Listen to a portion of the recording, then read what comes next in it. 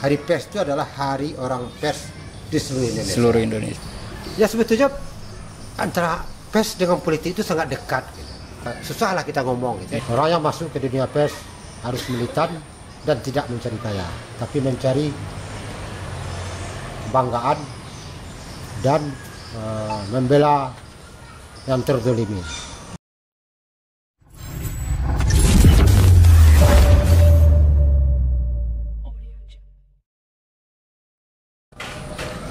Assalamualaikum warahmatullahi wabarakatuh.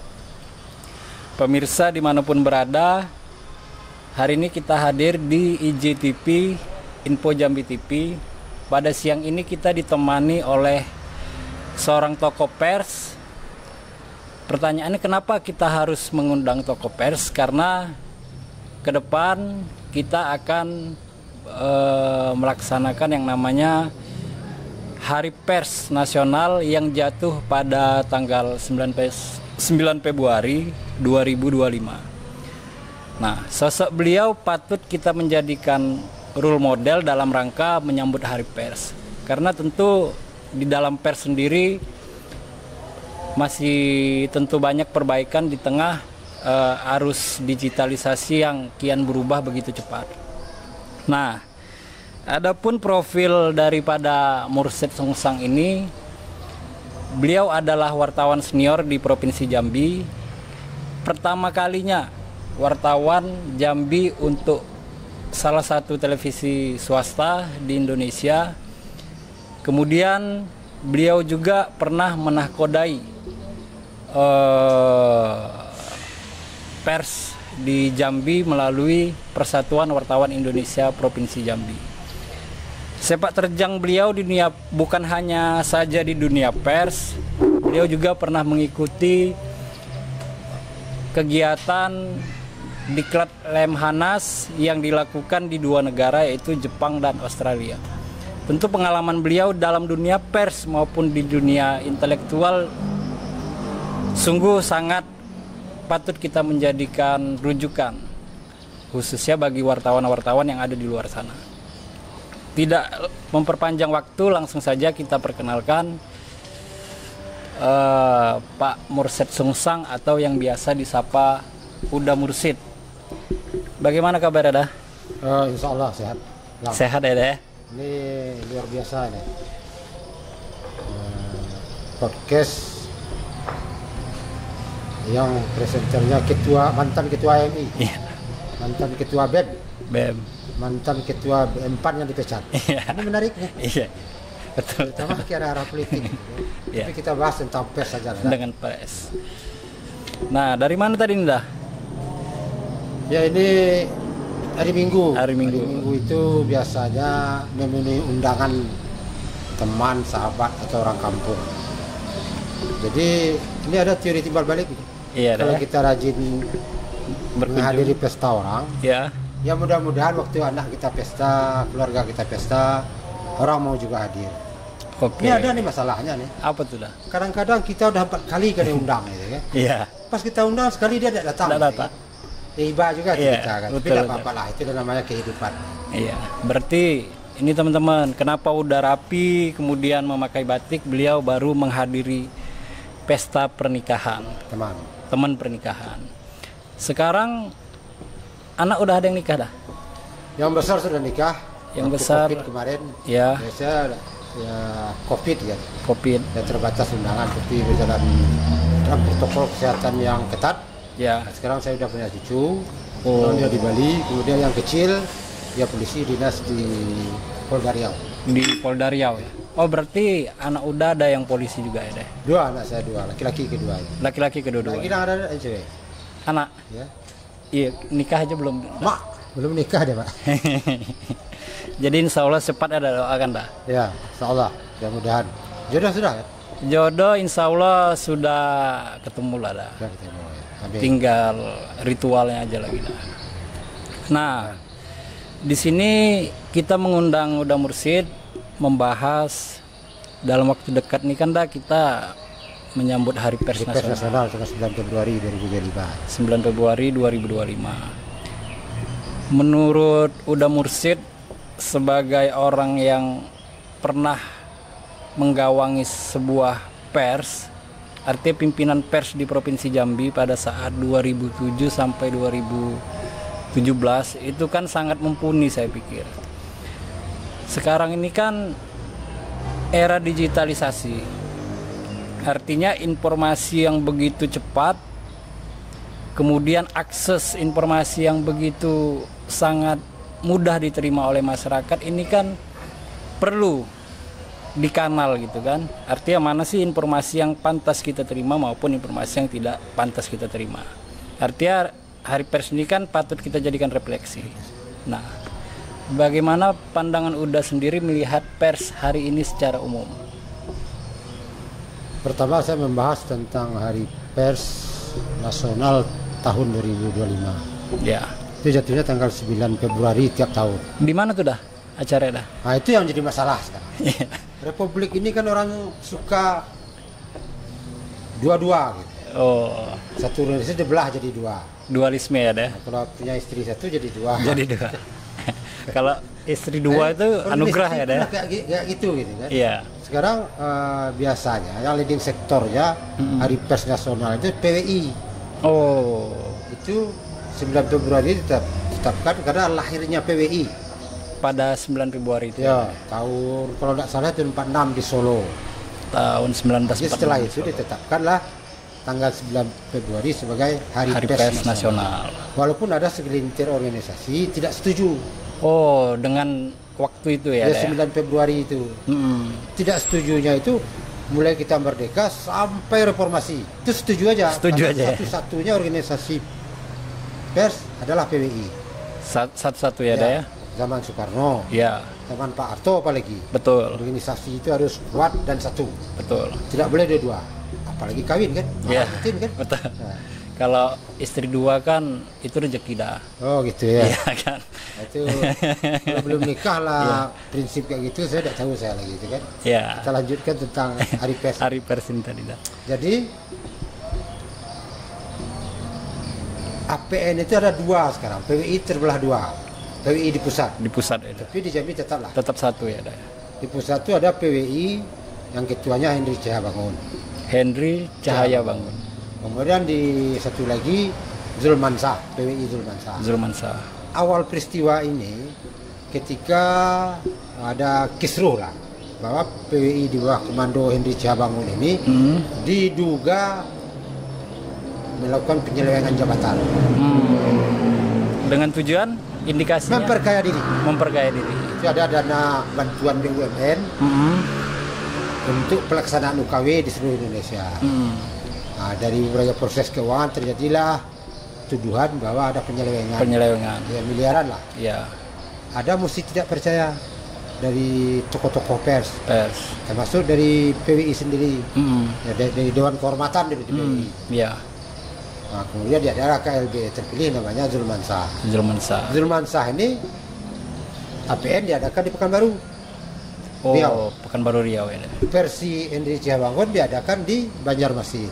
Banjarmasin, Kalimantan ya. Saya melihat gini. Versi Zulmansah akan menghadirkan Prabowo Subianto, presiden kita. Memang biasanya Hari Pers itu presiden yang hadir, itu gensinya. Nah, saya waktu ketua PWI 2012 sampai 2007 sampai 2017 mengadakan APN itu tahun 2012. Tahun 2012 di Jambi. Di Jambi. Itu yang hadir di sini Bapak Presiden Susilo Bambang Yudhoyono. Itulah kadonya Tugu Pers yang di Simpang Murni. Sekarang jadi ikon pariwisata juga, tempat nongkrong juga. Kemudian Tugu Pers di kantor PWI. Oh, berarti ada dua tugu ya dah? Enggak, satu perpustakaan pers. Satu perpustakaan pers, satu di Tugu Pers. Tugu Pers yang ada di Murni. Tugu dengan perpustakaan. Ya. Pak SBY 2 hari di sini. Ini acara yang paling sukses lah. Acara PN di Jambi. Ada kado yang paling hebat di Jambi ini. Di Jambi ada ya? Ada namanya MOU antara Dewan Pers dengan Kapolri. Waktu itu Kapolri namanya Bapak Jenderal Timur Pradopo. Ketua Dewan Pers Pak Bagirmanan. Ya. MOU ini untuk melindungi wartawan. Melindungi, kebebasan pers. Jadi harus melindungi wartawan dari delik pers. Delik pers. Jadi kalau terjadi delik pers itu memakai undang-undang. Oh, ada sebagai pelindung ya? Undang-undang pers. Iya. Pokoknya salah berita itu jawab dulu. Betul. Nah, kalau sudah dimuat aja itu lepas. Oh, lepas dari jeratan delik itu tadi ya? Ya? Kalau delik pers selama ini terjadi penghinaan. Ya. Terjadi berita tidak fakta atau salah, itu dilaporkan seseorang, itu langsung dengan KUHP, disidik oleh polisi. Pidana ya? Pidana. Iya. Tapi setelah MOU di Jambi tahun 2012 itu menyelamatkan ribuan wartawan di Indonesia. Itu satu kado yang terindah bagi dunia pers waktu KPN di Jambi. Itu 4 Kapolri sebelumnya tidak mau menekan MOU itu. Oh, untuk di Jambi nih HPN sebelumnya ada ya? 4 Kapolri tidak mau menekan itu. Apa alasan itu? Motivasinya apa sih? Ya tidak tahu lah kita, itu kan pandangan lembaga kan. Ya. Tapi setidaknya di Jambi itu ditekan oleh Bapak Jenderal Timur Pradopo. Dengan Bapak Ketua Pers, Dewan Pers, Bapak Bagirmanan. Itulah sampai saat ini diperpanjang. Tiap KPN 5 tahun diperpanjang terus. Artinya itulah pegangan wartawan di lapangan. Itu masalah hari pers. Hari pers. Jadi apakah saya melihat sinyal ini? Sekarang ini PWI di bawah Indri Cihabangun karena ada penyelewengan dana dilaporkan ke Polda Metro Jaya. Ya. Dalam penyelewengan. Kabarnya sudah dilakukan pemanggilan. Artinya nanti pemanggilan nanti tersangka. Kalau Indri sudah jadi tersangka, berarti gugur ya? Gugur. PWI, ya? Betul. Jadi mungkin PWI yang sah itu nanti PWI Julman sah. Tapi kabarnya pemerintah juga memfasilitasi lah, bukan menekan. Itu akan diadakan kongres. Mediasi semacam mediasi. Jalan tengahnya kongres lagi. Biasanya kongresnya kan 5 tahun. Sekarang dipercepat. Mudah-mudahan nanti bisa dilaksanakan kongres, terpilih ketua yang secara de facto dan de jure memenuhi syarat. Sah. Ya, de facto itu diakui oleh semua wartawan. De jure itu secara hukum. Itu masalah dualisme HPN. Nah, kalau kita di Jambi ini, ya saya bukan berpihak saya kan. Ya, ke Pekanbaru aja lah kita yang lebih dekat gitu kan. Karena sekarang untuk ke Banjarmasin tiket lagi dipikirkan. Iya, betul. Minta bantuan ke Pemprov juga enggak enak. Iya. Beliau lagi habis-habisan. Pasca pilkada ya, Dek. Pasca pilkada. Jadi mahal lah tiket itu. Betul. Kalau ke Pekanbaru kan ada pakai mobil. Iya. Itulah. Tapi setidaknya Hari Pers itu adalah hari orang pers di seluruh Indonesia. Walaupun yang pelaksanaannya namanya PWI. Betul. Berarti sangat banyak ya, Dek. Maksudnya refleksi pada penyambutan Hari Pers ini sekaligus bagaimana sih pers ke depannya ini di dalam itu sama-sama digodok seperti itu dah. Di tengah tiap Hari Pers itu ada namanya konvensi media massa. Di situ tokoh-tokoh pers hadir membahas pers ini kekinian mau dibawa kemana. Tantangannya apa? Apa yang harus kita perbuat. Saya melihat hari ini pertumbuhan khususnya media online ini sangat luar biasa.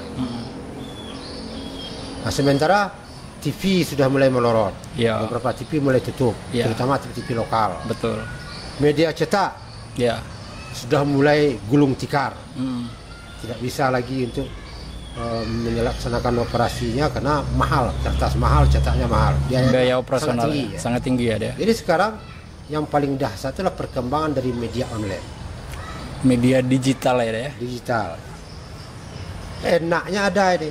Media online itu umumnya dimiliki oleh para wartawan-wartawan yang dulu bekerja di media-media, apakah media besar, media menengah atau media kecil. Nah, mereka ini punya media online sekarang. Nah, jadi begini, kira-kira di tengah digitalisasi itu kan semua orang bisa akses nih. Mau buat media sangat mudah gitu kan. Kira-kira ada dampak negatifnya nggak sebagai identitas PWI itu sendiri? Karena kan sangat mudah nih mau buat media, urus izin ini apa segala macam, kemudian dimunculkan di digital gitu, media sosial gitu kan. Apakah identitas ruh daripada wartawan maupun ruh daripada PWI itu sendiri tetap terjaga gitu? atau bagaimana menurut Anda? Dengan banyaknya media kan banyak pelakunya, banyak Ya. pemiliknya, Ya. khususnya wartawan. Ya, Sebetulnya tidak salah juga gitu. oh tidak salah juga. Tidak salah.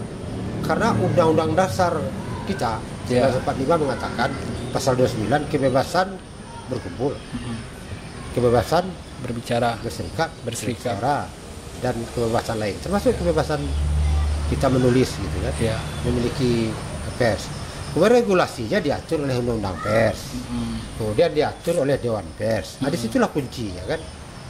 Boleh kita mendirikan media online sangat banyak, Ya. tapi di Dewan Pers itu dikatakan media online itu harus berbadan hukum PT. Syaratnya ya. Syaratnya harus itu. Itu yang dikatakan oleh Dewan Pers. Ya. Syaratnya kan diatur teknis lah Iya. namanya kan pengaturannya. Secara umum di undang-undang kan secara umum, teknisnya diatur oleh Dewan Pers. Kemudian media-medianya harus terverifikasi oleh Dewan Pers. Dia punya media, dia harus mendaftar ke Dewan Pers. Ya. Kalau cukup administrasinya ditingkatkan jadi verifikasi administrasi dulu. Ya. Kemudian baru verifikasi faktual. Faktual itu ya kantornya ada, wartawannya ada, kemudian juga sistem penggajiannya ada, barulah dikeluarkan sertifikasi namanya. Oh, ada sertifikasi pers ya. Sertifikasi dia telah lolos faktual. Faktual. Artinya dia udah bisa menjalankan profesi dia sebagai pers seperti Sebagai itu. lembaga pers. Lembaga pers. Ya. Nah, tapi persoalan hari ini karena banyaknya pers ini, sumber pendapatan dari media-media, kita masuk ke media lagi dah.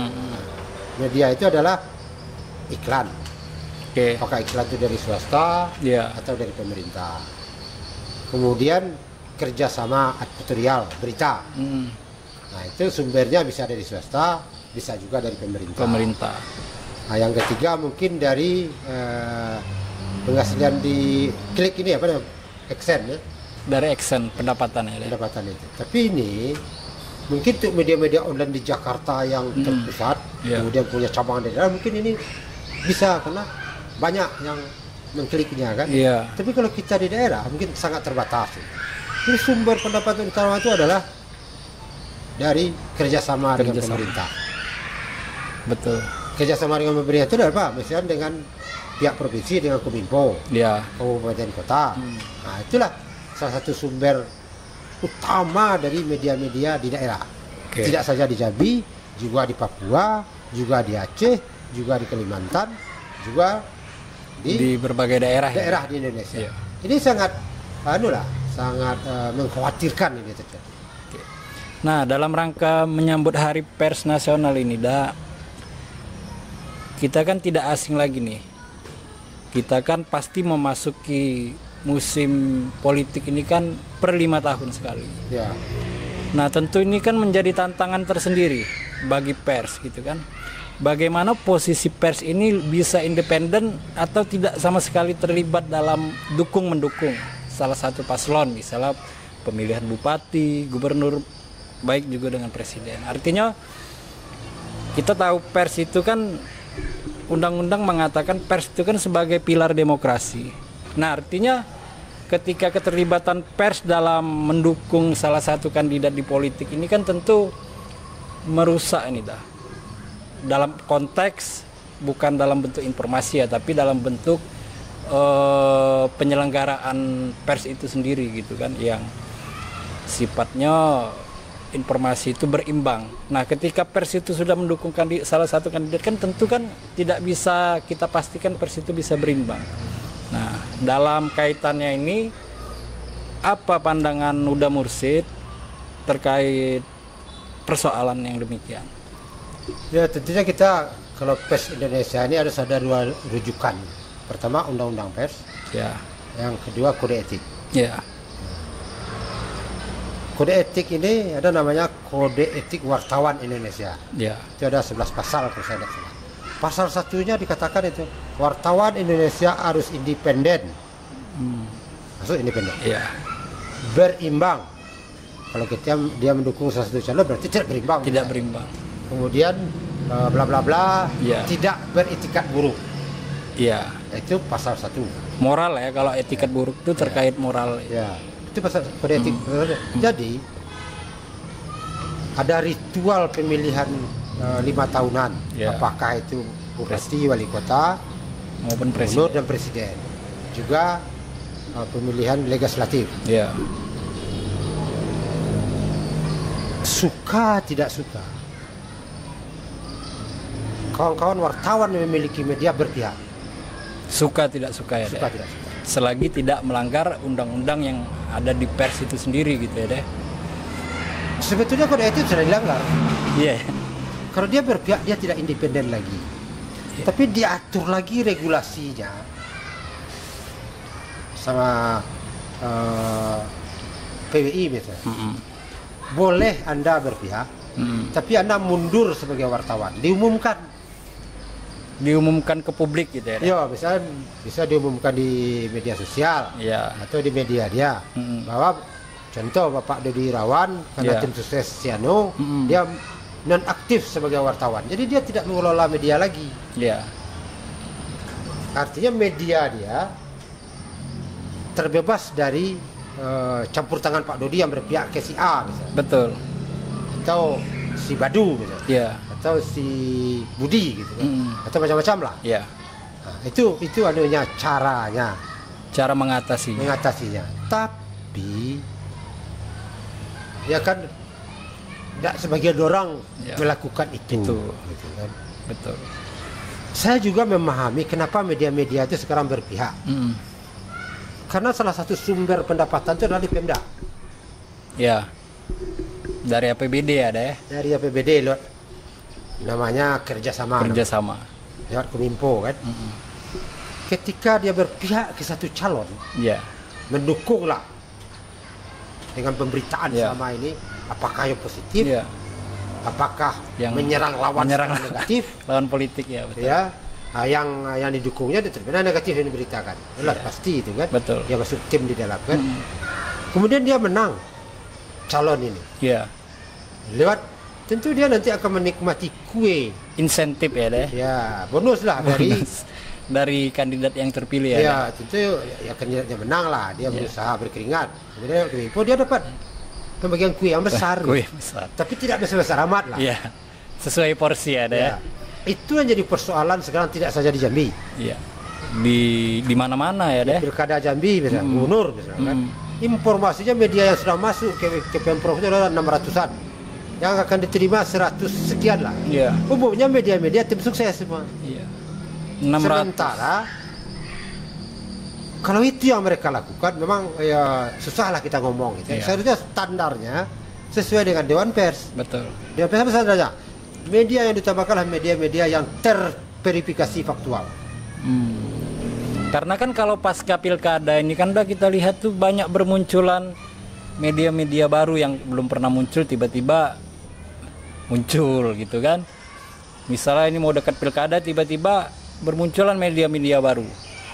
Nah agendanya apa kita nggak tahu juga kan. Nah namun kan ini menjadi persoalan kan sebenarnya. Akhirnya kan informasi itu jadi, informasi yang didapat masyarakat itu kan jadi sumir dia kan. Akhirnya masyarakat tidak mampu menerima informasi mana yang edukasi, mana yang bukan edukasi, mana yang benar atau tidak benar, mana yang hoax gitu kan. Tidak bisa juga kita salahkan gitu kan. Di dalam politik ini kan segala cara dihalalkan. Tiba-tiba muncul media baru untuk corong dia. Ya asal media itu memenuhi ketentuan hukum, berbadan hukum, punya box redaksi, ada pemimpin redaksinya, ada reporternya macam-macam lah, ada alamat redaksi, itu yang penting. Ketika berita dia itu salah, orang bisa klik, ada box redaksinya, ada nomor telepon redaksinya, orang bisa cek gitu. Tapi kalau tidak ada box redaksinya, itu jelas media yang abal-abal. Ya artinya media nanti setelah musiman ya deh. Musiman setelah kalah nanti hilang media. Jadi untuk corong calon A misalnya. Mendiskreditkan salah satu lawan politik lah ya. Tidak memenuhi kode etik jurnalistik. Betul. Penulisan tidak memenuhi standar 5W1H. Narasumber yang tidak kredibel. Artinya media lah untuk sebagai buzzer lah. Buzzer. Kalau di media sosialnya gitu kan. Tapi kita tidak bisa juga menyalahkan kan. Betul. Ya memang itulah Republik Indonesia nih. Karena kan begini dah, kalau kita lihat ini kan media pers ini kan memang dijadikan apa ya, ibaratnya bisa kita katakan walaupun tidak begitu gitu kan, artinya senjata politik. Karena dalam bentuk buzzer misalnya kan. Artinya pers itu sendiri kan tidak salah sih, tapi penggunaan dari pers itu sendiri berwujud buzzer sehingga inilah yang mengeluarkan informasi dari pemerintah baik benar atau salah, kemudian politik apa segala macam. Karena kan digitalisasi ini kan informasinya bergerak begitu cepat dah. Dan pers di situ sangat mudah untuk mengeluarkan informasi. Apakah informasi itu berkaitan tentang orang yang dia dukung, ataukah orang yang dia sukai, ataukah dia ingin mengeluarkan informasi yang baik-baik, misalnya tentang pemerintahan dan sebagainya gitu. Ya sebetulnya kalau kita merujuk kepada Undang-Undang Nomor 40 tentang pers tahun 1999, fungsi pers itu kan ada 4. Pertama pendidikan. Oke, ya. Yang kedua hiburan. Yang ketiga informasi. Yang keempat kontrol sosial. Tapi ada tambahannya ekonomi. Tapi yang diatur dalam undang-undang itu aja 4. Jadi baku ya deh. Ketika dia masih menjalankan fungsi ini, itu banyak pun tidak apa-apa gitu kan. Yang persoalan sekarang orang yang memasuki dunia itu, yang untuk corong, untuk buzzer, itu mereka mengindahkan ini gitu kan. Kalau wartawan menulis berita, dia itu standarnya itu harus ketat gitu, karena diatur oleh kode etik. Pertama, narasumber itu harus kredibel. Contoh kebakaran rumah, kemudian narasumber kita ambil misalnya kepala dinas pertanian, tidak masuk. Atau orang yang bukan tinggal di situ gitu kan. Sebenarnya narasumber kebakaran itu kan ya dinas pemadam kebakaran. Betul. Nah, bisa ditanya dengan dia, ya berapa rumah yang terbakar, karena dia ikut memadamkan kan. Kalau terjadi korslet listrik kita tanyakan ke PLN. Kalau terjadi korban jiwa kita tanyakan ke polisi. Betul. Jangan kita tanyakan ke Waluyo. Kalau Waluyo dapat semua sama dia. Kan? Betul. Nah itu narasumbernya diatur. Betul. Kemudian belum lagi fakta bagi wartawan, dia menemukan di lapangan fakta memang itu, dia harus cek lagi, apalagi sumbernya dari WA. Sumbernya dari medsos, itu kan bisa dimainkan gitu. Dia harus cek lagi apakah itu betul fakta. Betul. Ketika fakta itu sudah dapat, mereka harus verifikasi. Di atas itu harus konfirmasi namanya. Contoh kayak kasus apalah yang hangat di Jambi, heboh kemarin itu kasus masalah asusila para petinggi Jambi. Itu di media sosial kan marah. Ketika wartawan menulisnya, dia harus konfirmasi ke orang yang bersangkutan. Betul. Termasuk juga kalau memang dilapor ke polisi. Ketika itu dapat sah sebagai berita. Betul. Tapi persoalannya ada media mainstream ini berhadapan dengan media sosial. Media sosial cepat. TikTok. Betul. Cepat. Tapi informasinya jangan dipercaya 100%. Benar. Gambar bisa dimainkan. Istilahnya apa cuman? Artificial. Gambar bisa di cropping. Gambar tahun dulu bisa munculkan lagi. Menghilangkan foto dengan AI istilahnya. Artificial Intelligence. Itu menghilangkan foto bisa, menambah foto bisa, menambah lokasi. Kalau dulu orang IT pada sekarang orang yang punya HP bisa mengerjakan itu semua. Berapa dahsyatnya kalau itu tersebar ke TikTok, memfitnah seseorang. Kalau media-media mainstream cuma mengambil itu tanpa diverifikasinya, tanpa konfirmasi, itulah muncullah berita-berita yang tidak bisa dipertanggungjawabkan secara kode etik dan juga bisa jadi kefitnah, bisa jadi mendeskripsikan orang gitu. Jadi yang ingin saya katakan, memang media mainstream ini kayak media online, media cetak, televisi agak terlambat. kalah kecepatannya dengan media-media sosial yang cepat itu. Teknologi hari ini deh. Ya, TikTok, apalagi Instagram, Facebook, macam-macam lah kan. Iya. Tapi apakah kita bisa percaya di informasi di medsos itu? Iya. Betul. Tapi kalau di media-media mainstream, mereka harus melakukan agak lambat beritanya, tapi terukur. Ya artinya secara standar jurnalistiknya masuk. Ada konfirmasi, ada verifikasi. Nah, intinya berita itu bisa dipertanggungjawabkan. Tapi persoalan sekarang, media mainstream itu juga lah jadi media sosial gitu. Betul. Dapat berita naik, dapat berita tanpa konfirmasi, tanpa fakta yang jelas. Betul. Apalagi pilkada. Menuding orang ini. Media mainstream juga bermain gitu. Betul. Mungkin media-media yang selama ini yang bilang katakan tadi muncul dadakan menjelang pilkada. Iya. Ya, kita tahulah dulu waktu Jokowi dulu ada namanya Obor Rakyat. Iya. Obor Rakyat. Itu teman saya, teman Pak Dodi itu. Di Obor Rakyat ya. Pokoknya mendeskripsikan Jokowi lah. Iya. Munculnya menjelang pilpres saja dulu. Tersebar ke beberapa daerah di Jawa kan. Akhirnya ditangkap kan. Karena memang medianya itu tidak berbadan hukum. Betul. Kemudian isi beritanya fitnah semua. Berarti media pers dimanfaatkan untuk politik gitu ya deh? Ya sebetulnya antara pers dengan politik itu sangat dekat. Gitu. Betul. Kenapa sangat dekat? Politik ini kan gini, kan harus nyambung dengan rakyat. Benar. Betul tak? Betul. Untuk nyambung dengan rakyat salah satu perantaraan itu adalah media. Pers, media, apakah media cetak, media elektronik, dan media online. Jadi orang politik harus memanfaatkan pers. Betul. Pers juga dapat sumber dari yang kredibel. Nah, kalau antara orang politik dengan pers ini tidak nyambung, kacau juga gitu kan. Karena corong bagi orang-orang politik pers itu memakai sendiri media ini. Ya gimana kayak Jokowi, tanpa keluar media, tidak mungkin orang Aceh tahu kan. Bagaimana tokoh-tokoh politik di Jakarta, dia ada masalah kepartaiannya, masalah program dia, karena sampai ke daerah kan, salah satunya media. Nah berarti menyambut Hari Pers ini tentu sangat banyak tantangan ini kan. Artinya pers ini kan melawan pers yang lain yang mungkin dalam tanda kutip itu tidak bisa juga disebut pers, tapi buzzer lah lebih tepatnya kan. Artinya informasi yang dikeluarkan buzzer dengan informasi yang dikeluarkan pers ini kan, ya bagaimana pers ini juga mensiasati agar informasi buzzer yang tidak kredibel ini mampu dilampaui oleh pers itu sendiri gitu kan. Sehingga penyebaran isu di tengah masyarakat itu kan jadi seimbang gitu kan.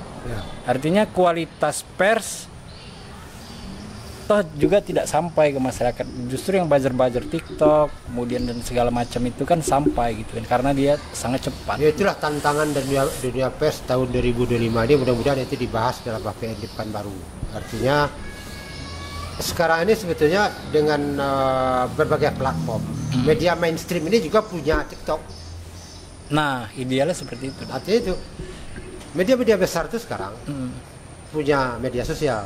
Jadi ya mungkin mampu mengimbangi, betul. Pengunjungnya tidak banyak, mungkin di TikTok dia mungkin banyak juga pengunjungnya. Termasuk juga di Twitter, termasuk juga di Instagram. Sehingga dia mampu mengimbangi informasi dari di luar komunitas pers. Kita orang individu-individu lah, yang sengaja memberikan informasi-informasi ya istilah topnya kan hoax itu. Betul. Di politik ini hoax banyak. Betul. Di dunia artis banyak. Nah, yang kita takutkan adalah dunia nyata ini, hoax itu bertebaran.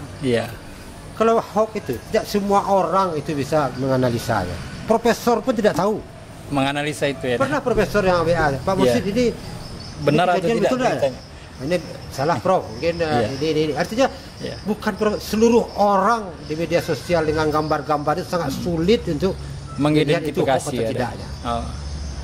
Betul. Intinya memang harus hati-hati betul.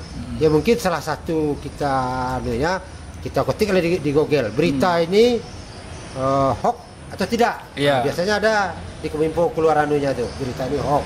Berita ini hoax. Itu salah satu mengujinya. Tapi kalau tidak diuji, juga kita susah benar. Intinya gini,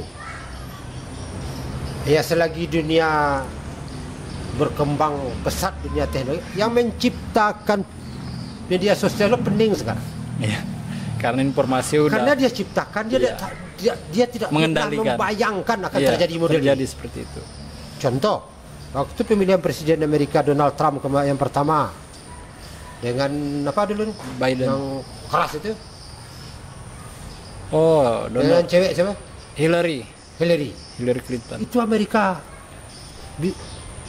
pecah saudara. Ini karena dimainkan di media sosial ini antara kulit hitam dengan kulit putih, rasis ya deh. Ya, itu kan orang Amerika pening juga kan. Ternyata buzzer dia tuduhannya orang-orang Rusia yang bermain. Ya orang Rusia bermain kan. Satu dia kulit hitam, satu kulit putih. Itu diperantuk-rantukkannya semua. Ketika ditanya ke pemilik media sosial itu, kalau itu saya tidak bisa mengontrol, kata dia. Iya, betul. Bisa dia kontrol, dia matikan platform itu. Kalau dia matikan, ribuan triliun dia rugi kan. Jadi dibiarnya saja kan. Akhirnya muncul konflik sosial tadi ya. Rasis. Itu yang paling berbahaya. Artinya yang menciptakan platform itu pusing juga sekarang. Kok begitu dahsyat jangkauan akibatnya. Ya bisa dia kontrol, dia matikan gitu kan. Contoh di Facebook yang ada di kontrolnya kan. Di kontrolnya misalnya gambar ini berdarah tidak boleh. Gambar ini tidak boleh. Itu salah satu kontrol yang dilakukan oleh pemilik platform gitu kan. Tapi ada yang lain yang tidak terdeteksi, dia kan lolos juga gitu kan. Bisa dia kontrol, dia matikan Facebook gitu. Betul. Mau tidak dia mematikan Facebook gitu? Bisnisnya udah ribuan triliun. Tidak mungkin deh. Hancur-hancur aja lah orang katanya kan. Artinya informasi ini sangat berpengaruh juga ya deh di tengah masyarakat kan, berpengaruh dalam konteks terhadap kehidupan sehari-hari, terhadap kehidupan bermasyarakat, hubungan kadang kawan dekat bisa bermusuhan atau membentuk kelompok-kelompok kecil yang baru. Media sosial. Ya, media sosial mempengaruhi gaya hidup, style ya deh. Kita jujur nih melihat lifestyle. Ada katanya kalangan ZZ apa namanya, milenial lah kan, Gen Z. Iya. Itu kita lihat karena di medsos ya TikTok lah, wajah itu difilter cantik, naik mobil, duduk di kafe-kafe, betul, itu banyak terpengaruh. Sementara keuangan tidak ada, akhirnya menjual diri. Membadai. Betul. Itu yang paling dahsyat sekarang karena instan gitu kan, karena media sosialnya menawarkan pengaruh yang sangat dahsyat. Apalagi ibu-ibu gitu. Kalau ibu-ibu di kampung misalnya, ya sudah beli skincare juga. Karena di medsos. Media sosial tadi. Kemudian kejahatan-kejahatan yang baru di medsos juga. Ya kayak LGBT. Dulu LGBT ini sangat tertutup. Ya sejak Nabi Adam sudah ada terang-terang LGBT. Betul. Bunuh-membunuh sejak Nabi Adam sudah ada. Anak keturunan Nabi Adam lah. Ya, Nabi yang pertama, yang kedua. Gitu kan.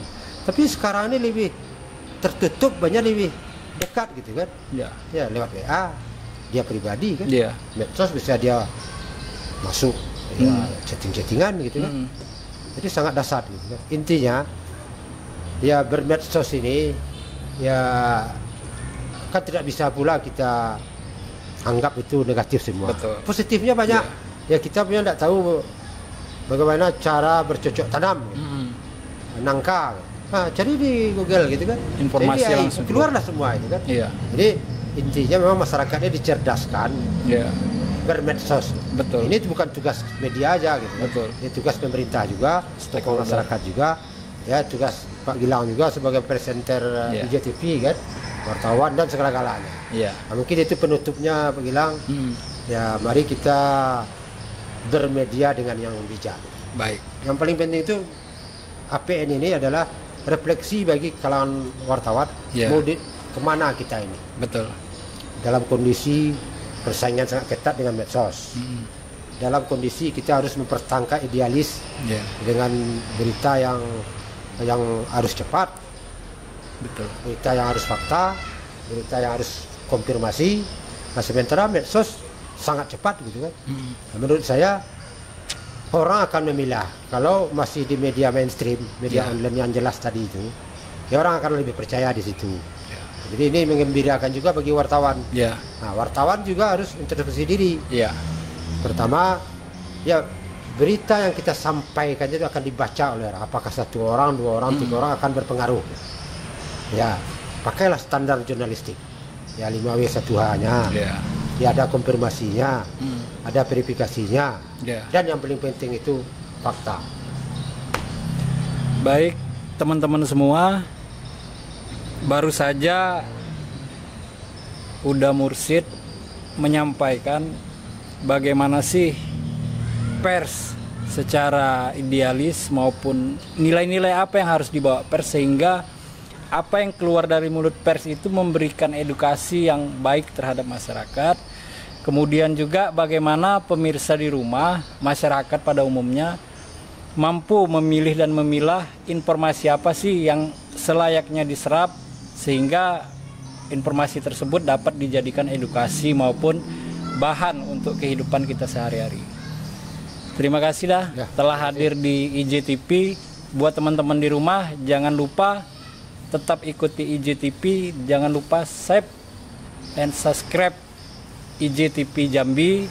Semoga apa yang kita sajikan pada hari ini bermanfaat bagi masyarakat semua. Mungkin dari Uda ada kira-kira pesan-pesan untuk teman-teman di rumah.